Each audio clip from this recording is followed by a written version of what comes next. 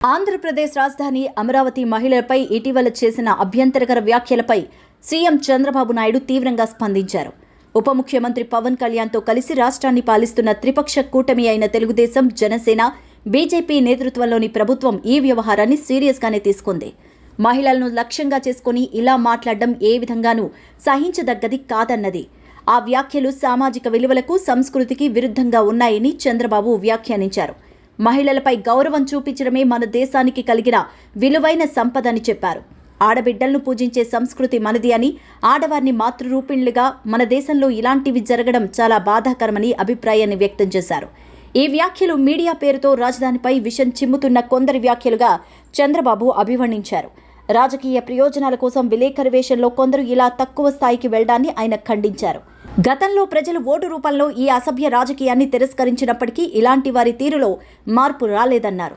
రాజధాని ఉద్యమంలో భాగంగా నిలబడిన మహిళలను కించపరిచేలా వ్యాఖ్యలు చేయడం దారుణమైన చర్యగా పరిగణించారు. వేశ్యలు అనే మాటలతో మహిళలను అవమానపరచడం మానవతా విలువలకు విరుద్ధమన్నారు. ఈ వ్యాఖ్యల వెనుక ఉన్న అభద్రతాభావం, చుట్టుపక్కల వారిపై ద్వేషం, రాజకీయ దురుద్దేశాలను ప్రజలు గుర్తించాలన్నారు.